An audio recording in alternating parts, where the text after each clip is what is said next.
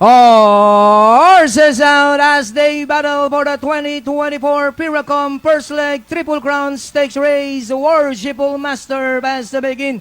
Bea Belari outside, Batang Manda in third, and followed by Added Haha. Morning After and Goes is the early trailer by about 7 to 8 lengths of the pace. Meanwhile, so nauuna na po si Worshipful Master, sinusundan ni Bea Bel at ni Batang Manda. Is the lone filly of this race, that is Bea Bel, and in third, Batang Manda. Added Haha, a very close sport. Morning After and Goes. They swing into the back, and it's still Worshipful Master goes on by 2. Bea Bel still in second, trying to get close now. In third is a Batang Manda. Added Haha still in fourth. Morning After and Goes. So bandera pa rin po si Worshipful Master habang pinipilit na pong makatikip ni Bea Bel at ni Batang Manda. Sa pagkakataong ito, nasa segunda pwesto na si Batang Manda at nasa ulyang pwesto pa rin si Ghost. Worshipful Master still in front. Batang Manda, Bea Bel in turn as the field turns for home with Worshipful Master still the leader. Batang Manda, Bea Bel as they come up. At pagdating ng final stretch, bandera pa rin si Worshipful Master habang nasa segunda pwesto si Batang Manda at nagsisimula na magparimate si Ghost sa labas. Ayan, malakas ang dating ng kabayong Ghost, dala-dala ni John Alvin Guse. At ayan nga, nakarimake siya. So ayan nga, nagkaroon tayo ng upset at nanalo si Ghost sakay ni John Alvin Guse para sa ating first leg ng Triple Crown Series. Bea Bel. Panoorin mo replay. As they swing for home, Worshipful Master, siya nagdala ng bandera at this point. From the start, inahabol na siya ni Batang Manda in yellow jersey. Then, the gray horse, Bea Bel. At yun, sa labas, another gray horse, that's Ghost. Here comes the last 100, still Worshipful Master. Then, sa gitna, si Bea Bel. Then, sa labas, si Batang Manda. At kalabas-labasan, si Ghost. At eto na ang meta. Tingnan natin mabuti. Going to be... Sa pagkakataong ito ay nagkaroon ng second wind si Bea Bel, samantalang ang lakas na ng remate ni Ghost sa labas. The white horse Ghost, then another white horse, Bea Bel, Batang Manda, and Worshipful Master.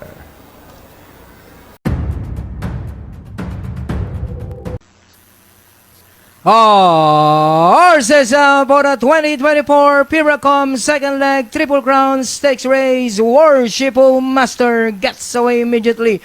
On the outside second, moving up now is the King James.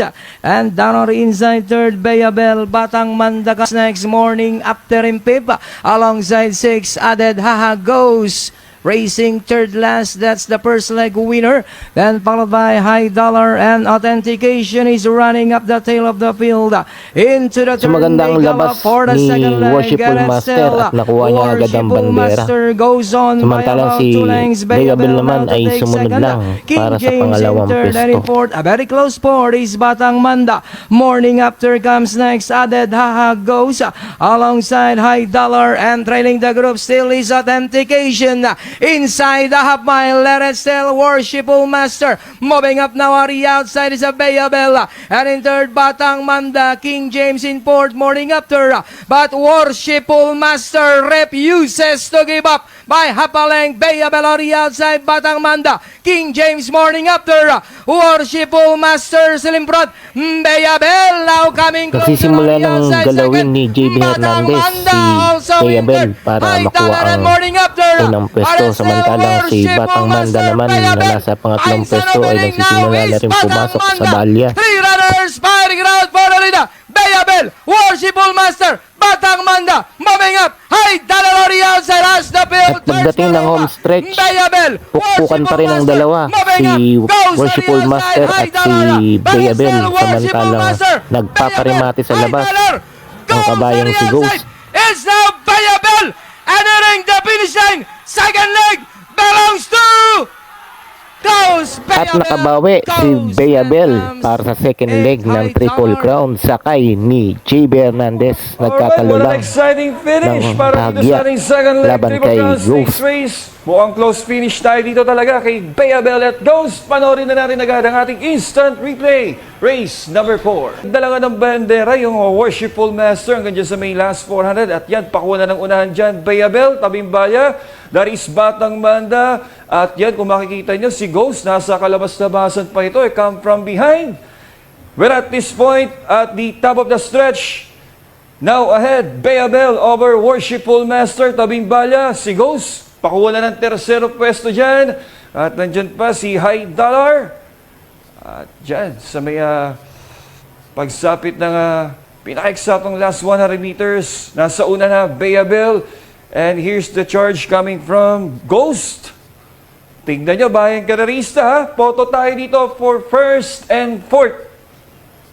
Digit na digit ito between Bayabel and Ghost. Tingnan nyo, bayang karerista. Okay, so 8, klaro, tersero, tapos 1. Papang-apat.